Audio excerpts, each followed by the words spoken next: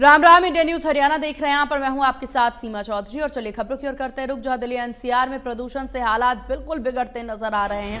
Grade 4 की पाबंदियां लागू हो गई हैं। 10वीं 12वीं को छोड़कर के सभी क्लासेस ऑनलाइन होंगे। पर्यावरण मंत्री गोपाल राय आज करेंगे मीटिंग। तो वहीं ट्रकों की एंट्री बैन रहेगी। एलएनजी सीएनजी ट्रकों की एंट्री पर रोक लगेगी। तो ग्रेड 4 लागू हो गई है दिल्ली में। बड़ी खबर आपको बता दें, ग्रेड 4 लागू होने के बाद पाबंदियां बहुत ज्यादा बढ़ जाती हैं और उसको लेकर के आपको बता दें कि तरह तरह से चारों तरफ से यहां पर ट्रकों का आना बैन हो गया है। साथ ही साथ ऑफिसेस में मोस्टली वर्क फ्रॉम होम के लिए कह दिया गया है ग्रेड 4 में।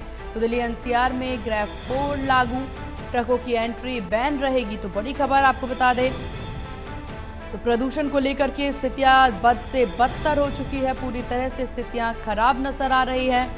जहां दिल्ली एनसीआर में प्रदूषण खतरनाक स्तर पर पहुंच चुका है। इस बीच सरकार ने प्रदूषण कंट्रोल करने के लिए बड़ा फैसला लिया। सरकार ने दिल्ली एनसीआर में ग्रेड 4 लागू किया। ग्रेड 4 में पाबंदियां जो हैं आज सुबह 8 बजे से लागू हो गई है। दिल्ली के कई इलाकों में AQI 450 को पार कर चुका है। लोगों को प्रदूषण की वजह से सांस लेने में दिक्कत, आंखों में जलन जैसी परेशानी। ग्रेड 4 लागू होने के बाद दिल्ली एनसीआर में पाबंदियां लागू हो गई हैं, जिनके बारे में भी आपको बता दें क्या क्या पाबंदियां रहने वाली हैं। तो दिल्ली एनसीआर में ग्रेड 4 लागू होने के बाद जरूरी सेवाएं यानी सीएनजी इलेक्ट्रिक ट्रकों को छोड़कर अन्य सभी ट्रकों की एंट्री पर पूरी तरह से रोक है। इसके अलावा इलेक्ट्रॉनिक गाड़ियां, सीएनजी और BSBI डीजल गाड़ियों के अलावा दिल्ली के बाहर के अन्य सभी कमर्शियल वाहनों पर रोक लगेगी। तो दिल्ली एनसीआर में प्रदूषण को लेकर सुप्रीम कोर्ट आज सुनवाई करेगा। सुप्रीम कोर्ट ले सकता है बड़ा फैसला। प्रदूषण की रोकथाम को लेकर के बड़ा फैसला संभव है। पाबंदियों पर एक बार फिर से हम नजर डाल लें तो दिल्ली में रजिस्टर्ड डीजल 4 और उससे कम क्षमता वाले डीजल से चलने वाले MGV वाहन और भारी माल वाहन के चलने पर सख्त प्रतिबंध है। प्राइमरी स्कूल के अलावा क्लास 6 के ऊपर भी स्कूलों को बंद किए जाएंगे। दिल्ली और एनसीआर में राज्य सरकार ऑनलाइन क्लासेस चलाएगी। इसके अलावा सरकारी और प्राइवेट ऑफिस में 50% क्षमता के साथ चल सकते हैं। ऑफिस अपने कर्मचारियों के लिए वर्क फ्रॉम होम की घोषणा करेगा। राज्य सरकार अन्य इमरजेंसी उपायों पर विचार कर सकती है। सरकारें कॉलेज और अन्य शैक्षणिक संस्थाएं बंद करेंगी। इसके अलावा गैर आपातकालीन व्यावसायिक गतिविधियों पर भी अब रोक लग जाएगी, क्योंकि ग्रेड 4 लागू। और ये स्थितियां हम समझ सकते हैं कि जब बद से बदतर सिचुएशन हो जाए उसके बाद ग्रेड 4 लागू होता है। ग्रेड 1, ग्रेड 2 और ग्रेड 3 तीनों ही विफल साबित हुआ है, क्योंकि इसमें सबसे ज्यादा बड़ी लापरवाही सरकार की भी मानी जा रही है, प्रशासन की भी मानी जा रही है, क्योंकि स्थितियां ठीक नहीं है। यहां पर प्रदूषण पर काम नहीं किया जा रहा।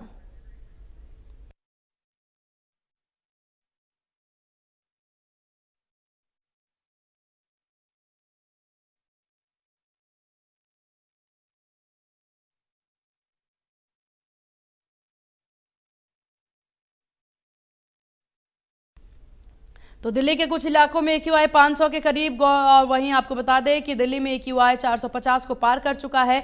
रविवार की बात कर ली जाए तो दिन भर आसमान पूरी तरह से धुंध की चादर से छाया था।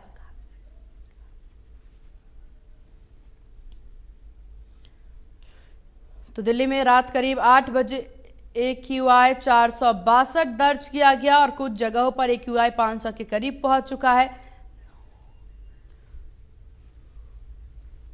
इस विषय पर ज्यादा जानकारी के साथ दिनेश कौशिक संवाददाता रोहतक से हमारे साथ बने हुए हैं। दिनेश, रोहतक में क्या कुछ स्थिति प्रदूषण को लेकर? बिल्कुल, आपने जिस तरह से दिल्ली की आबो हवा के बारे में जिक्र किया, 450 एक एयर क्वालिटी इंडेक्स वहां पर पहुंच गया है, लेकिन रोहतक में स्थिति सबसे बेहतर है। आज 7:30 बजे सबसे बदतर स्थिति है। आज 7:30 बजे एयर क्वालिटी इंडेक्स नापा गया तो 465 अंक के खतरनाक स्तर पर पहुंच गया है, जो कि काफी खतरनाक सत्र माना जा रहा है। हालांकि शिक्षा विभाग ने 5वीं तक के स्कूलों को बंद जरूर कर दिया है, लेकिन 5वीं से 11वीं तक के स्कूलों को बंद करने पर भी चर्चा चली हुई है। वर्क फ्रॉम होम के हिसाब से 50% कर्मचारियों को लेकर भी चर्चा चली हुई है। इसके अलावा इस वक्त मैं आपको एक नजारा दिखाना चाहूंगा। हम एक गांव में खड़े हैं, आप देख सकते हैं कि गांव आपको नजर नहीं आ रहा होगा, क्योंकि कोहरे की जो चादर है वो आपको साफ दिखाई दे रही होगी।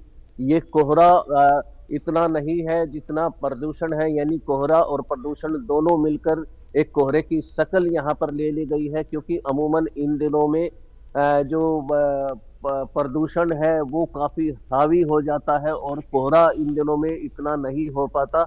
लेकिन बावजूद उसके भी अब की बार जो है कोहरे ने ज्यादा जल्दी दस्तक इसलिए दे दी क्योंकि प्रदूषण लगातार जो है फैल रहा है, और प्रदूषण की वजह से कोहरा भी आपको नजर आ रहा होगा। इससे लोगों को सांस लेने में दिक्कतों का सामना करना पड़ रहा है। खांसी और बुखार के मरीज बहुत ज्यादा बढ़ गए। खास तौर पर खांसी की बात की जाए तो करीबन 1 महीने तक खांसी लोगों को रह रही है। कोई भी दवाई वहां पर काम नहीं कर रही है। डॉक्टरों की माने तो ये पोल्यूशन का असर है और प्रदूषण के लगातार बढ़ रहे स्तर के कारण लोग ज्यादा बीमार हो रहे हैं। हालांकि जो गंभीर मरीज हम्म। बीमारी के मरीज हैं उन्हें डॉक्टरों ने घर में ही रहने की सलाह दी है। और इंडिया न्यूज बिल्कुल। भी और आम दिनेश लोगों से देखिए, सबसे आग्रह बड़ी बात करेगा। जो तस्वीरें आप साझा कर रहे हैं ये चिंताजनक है। ये तस्वीरें क्योंकि यहाँ पर समझा जा सकता है कि शहरों में इतनी गाड़ियां चलती हैं, इतने ज्यादा इक्विपमेंट्स यूज होते हैं, फिर चाहे फ्रिज की बात कर ली जाए, एसी की बात की जाए, और उसकी वजह से भी पॉल्यूशन बहुत ज्यादा बढ़ जाता है, हवा बहुत जहरीली हो जाती है। लेकिन गांवों से अगर इस तरह के प्रदूषण की तस्वीरें सामने आएगी तो यहाँ पर बहुत ज्यादा जरूरी हो जाता है एहतियात का पालन करना। दिल्ली एनसीआर में ग्रेफ कोड लागू हो चुका है और यहाँ पर हरियाणा की जो तस्वीरें आप दिखा रहे हैं, इसको लेकर के हरियाणा सरकार की तरफ से क्या तैयारी नजर आ रही है? और खैर, अगर तैयारियां कुछ खास होती तो इस तरीके से प्रदूषण की तस्वीरें नजर नहीं आती। फिर भी जमीनी स्तर पर क्या कुछ तस्वीरें?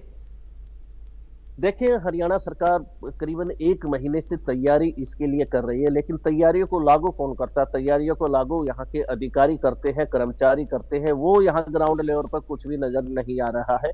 अधिकारी हाथ पर हाथ धरे बैठे हुए हैं। ग्रेप 3 लागू था अब तक, आज ग्रेप 4 लागू हो जाएगा। बावजूद इसके भी कंस्ट्रक्शन का काम लगातार चल रहा है, कोई रोक टोक नहीं है। जनरेटर चल रहे हैं, कूड़ा करकट जलाया जा रहा है, पराली जलाई जा रही है, बावजूद इसके भी कोई रोक यहाँ पर नजर नहीं आ रही। तो हम कहीं ना कहीं प्रशासन की लापरवाही इसे जरूर कहेंगे, जो प्रदूषण का जो स्तर है इतना बढ़ रहा है। जैसे कि आपने बात की कि शहर की बात अलग है, भीड़ भाड़ वाला इलाका है, काफी वाहन चलते हैं, लेकिन गांव में खुली हवा होने के बावजूद भी जो एयर क्वालिटी इंडेक्स है 465 अंक पहुंच गया है। ये जरूर चिंता का विषय है, क्योंकि कल से हवाएं चल रही है और हवाओं के साथ साथ जो है प्रदूषण का स्तर भी बढ़ रहा है। माना ये जा रहा था कि हवा चलने के बाद प्रदूषण से कहीं लोगों को राहत जरूर मिलेगी, लेकिन यहाँ बट पर ऐसा कुछ भी नजर नहीं आ रहा। जी बिल्कुल, और ऐसी तस्वीरें राहत बचाव की कोई नजर आ नहीं रही है। खासतौर पर आपका रुख करेंगे, गोहित हमारे साथ गुरुग्राम से बने हुए हैं संवाददाता। गोहित, गुरुग्राम को लेकर के क्या कुछ बड़ी अपडेट, किस तरह की तस्वीरें प्रदूषण को लेकर? पूरी तरीके से गैस चैम्बर में तब्दील हो चुका है। गुरुग्राम का जो AQI लेवल है वो 431 दर्ज किया गया है, और अगर PM 2.5 की बात करें तो 300 का आंकड़ा पार कर चुका है, और PM 10 है वो 500 के आंकड़े को पार कर चुका है। लगातार गुरुग्राम में जो AQI का स्तर है वो बढ़ता हुआ नजर आ रहा है। और आप मेरे पीछे देख सकते हैं, आपको धुंध की एक पॉल्यूशन की, स्मोक की एक मोटी परत दिखाई देगी, जो साफ तौर से दर्शाता है कि किस तरीके से जो लगातार प्रदूषण का स्तर बढ़ता जा रहा है। और बता दें, हरियाणा का बहादुरगढ़ जिला जो सबसे प्रदूषित माना गया है। और उसके बाद बात करें तो दिल्ली NCR में इस बढ़ते प्रदूषण के चलते ग्रेफ 4 लागू कर दिया गया है, जिनमें कई चीजों पर प्रतिबंध लगाया गया है। चाहे वो BS4 डीजल व्हीकल की बात करें, चाहे हैवी ट्रक्स की बात करें, जिनको अभी फिलहाल बॉर्डर पे रोक दिया गया है। और साथ ही उन चीजों पर जो प्राइमरी स्कूल्स हैं उनको पूरी तरीके से रोक दिया गया है, क्योंकि ये प्रदूषण जो लगातार बढ़ता हुआ नजर आ रहा है वो कहीं ना कहीं हमारे स्वास्थ्य पर असर डालता हुआ जरूर दिख रहा है। क्योंकि गुरुग्राम के सिविल अस्पताल में मरीजों की संख्या दिन ब दिन लगातार बढ़ती हुई नजर आ रही है। जो मरीजों की संख्या है वो 100 से 200 पहुंचती हुई नजर आ रही है। कई लोगों को सांस लेने में दिक्कतों का सामना करना पड़ रहा है, तो कई लोगों को आंखों में जलन हो रही है। तो ये साफ दर्शाता है कि किस तरीके से जो प्रदूषण का स्तर है वो लोगों के शरीर को अंदर से खाता हुआ नजर आ रहा है। और प्रदूषण ने पूरे गुरुग्राम शहर को अपने आगोश में ले लिया है। तो ये साफ तौर से जाहिर करता है कि प्रशासन कहीं ना कहीं प्रदूषण की रोकथाम के लिए फेल होता हुआ नजर आया। और अगर इसी तरीके से हालात रहे तो आने वाले दिन में, आने वाले समय में के लोगों को बहुत ज्यादा समस्याओं का सामना करना पड़ेगा। अभी मॉर्निंग वॉक अवॉइड करने के लिए लोगों को कहा गया है। हालांकि ऐसी चीजें हैं जो जिन पर प्रतिबंध लगा दिया गया है, बच्चे अब फिर से ऑनलाइन क्लासेस में आएंगे। तो ये प्रदूषण एक तरीके की महामारी बनता हुआ नजर आ रहा है, क्योंकि लगातार इसका स्तर गुरुग्राम में बढ़ता हुआ नजर आ रहा है। दिल्ली एनसीआर के कई इलाकों में 700 के पार एक्यूआई लेवल पहुंच चुका है। तो इस प्रदूषण से लोगों को निजात दिलाने के लिए प्रशासन द्वारा कई चीजों को लागू किया गया, पर जब जमीनी स्तर की बात करें तो कहीं ना कहीं फेल होती हुई नजर आई। क्योंकि अगर बात करें गुरुग्राम में एंटी स्मोक गन्स की, तो एंटी स्मोक गन्स इस्तेमाल की गई, पर वो अधिकतर वीआईपी इलाकों में देखने को मिली। हर जमीनी स्तर पर इतना उसका प्रभाव देखने को नहीं मिला। टूटी हुई सड़कें गुरुग्राम में थी, जिससे लगातार जो धूल थी वो उड़ती नजर आ रही थी, जो PM 2.5 के लेवल को और ज्यादा ऊपर लेके जाती है, बढ़ाती है। साथ ही अगर बात करें स्प्रिंकलर्स की, तो स्प्रिंकलर्स भी इतने अच्छे खासे गुरुग्राम में नहीं दिखाई दिए। बहुत चुनिंदा स्प्रिंकलर्स कई सड़कों पर दिखाई दिए। अगर बात करें जटायु मशीन की, तो 1 करोड़ से खरीदी गई प्रशासन द्वारा, सरकार द्वारा जटायु मशीन अब भी फिलहाल नगर निगम के ऑफिस में ऐसी ही खड़ी है। उस मशीन का काम था कि वो वैक्यूम की तरह उस कूड़े को खींच लेती थी। उससे जो पॉल्यूशन होता था वो कहीं ना कहीं डस्ट पार्टिकल्स हवा में उड़ते थे, उस पर रोकथाम की जाती थी। पर वो भी अभी इस तरीके से बिल्कुल गोहित, इसे समझा जा सकता है व्यवस्थाएं सारी हैं, उपकरण सारे हैं, लेकिन प्रशासनिक लापरवाही है और कामचोरी है, जिस वजह से इस तरह से पॉल्यूशन की मार आम जनता झेल रही है। ग्रेफ 4 जैसी आपातकालीन सिचुएशन यहाँ पर देखने को मिल रही है और इस पर किसी तरीके से यहाँ पर कोई संज्ञान नहीं लिया जा रहा है। आपकी ओर रुख करेंगे, हमारे सहयोगी रोहतक से लगातार हमारे साथ बने हुए हैं दिनेश, क्योंकि गुरुग्राम से भी हमारे सहयोगी बता रहे थे कि उपकरण सारे हैं लेकिन इसका इस्तेमाल नहीं हो रहा है। क्या रोहतक में भी ऐसी ही तस्वीरें नजर आ रही है कि व्यवस्थाएं होते हुए भी यहाँ पर सब कुछ अव्यवस्थित है और किसी चीज का इस्तेमाल नहीं किया जा रहा है? बिल्कुल, देखिए जैसा मैंने पहले बताया कि अव्यवस्था कहाँ पर है, सरकार के प्रयास पूरे हैं, सरकार लगातार आदेश भी दे रही है, लेकिन उन्हें जमीनी स्तर पर लागू नहीं किया जा सकता। जो ईंट भट्टे हैं वो लगातार चल रहे हैं, कंस्ट्रक्शन के काम लगातार चल रहे हैं, जिससे घरों में धूल जमी हुई है और धूल उड़ रही है, जिससे पोल्यूशन जो है वो लगातार बढ़ रहा है। और पोल्यूशन प्लस में कोहरे की एक शक्ल ले ली है, जिससे हादसे भी हो रहे हैं। तो कहीं ना कहीं जो प्रशासन जो चीजें लागू करने वाला था वो पूरी तरह से ग्राउंड लेवल पर लागू नहीं कर सका है। उसी के अनुसार जो है प्रदूषण लगातार बढ़ रहा है, क्योंकि इन दिनों में अमूमन हर साल प्रदूषण जरूर बढ़ता है। हर बार बड़े बड़े दावे किए जाते हैं, प्रशासन बैठकें लेता है, लेकिन बावजूद वो सारी कागजों पर ही रह जाती है। फील्ड में जाकर अधिकारी नहीं देखते, इक्का दुक्का फील्ड में जाते हैं, फोटो खिंचा के वापिस आ जाते हैं। देर रात पराली जलाई जाती है, दिन में पराली जलाई जाती है। इसके अलावा जो ईंट भट्टे चले हुए हैं, चिमनियां चली हुई हैं, वो उन पर रोक क्यों नहीं लगाई जाती? क्योंकि ग्रेड 3 और ग्रेड 4 लागू होने के बाद इन सभी चीजों पर बंदिशें लगा दी जाती है। यहाँ तक कि जनरेटर पर भी बंदिशें लगा दी जाती हैं, बावजूद इसके भी धड़ल्ले से काम चलाया जा रहा है। बिल्कुल, और बहुत जरूरी है इन तमाम चीजों पर ध्यान देना। आपका बहुत शुक्रिया दिनेश, ये तस्वीरें और ये जानकारी साझा करने के लिए। गुरुग्राम से हमारे सहयोगी गोहित लगातार हमारे साथ बने हुए हैं। गोहित, यहाँ अस्पतालों की बात कर ली जाए, खासतौर पर डॉक्टरों की बात कर ली जाए, डॉक्टरों के द्वारा क्या कहा जा रहा है, किस प्रकार से एहतियात कर सकते हैं, किस प्रकार से इस भीषण पॉल्यूशन से बच सकते हैं? जी बिल्कुल, अगर स्वास्थ्य विभाग की बात करें तो उनके द्वारा लगातार लोगों को सचेत किया जा रहा है। हालांकि इस वक्त जो ये प्रदूषण है वो जो हाई बीपी के पेशेंट्स हैं, साथ ही अस्थमा के पेशेंट हैं, उनके लिए बहुत ज्यादा खतरनाक है, और जो नवजात शिशु है उनके लिए बहुत ज्यादा घातक नजर आ रहा है, क्योंकि लगातार प्रदूषण का स्तर बढ़ता हुआ नजर आ रहा है। हालांकि प्रशासन और जो स्वास्थ्य विभाग है उनके द्वारा ये जानकारी साझा की गई है कि अभी लोगों को मॉर्निंग वॉक अवॉइड करनी चाहिए, जरूरी हो तो ही घर से बाहर निकले।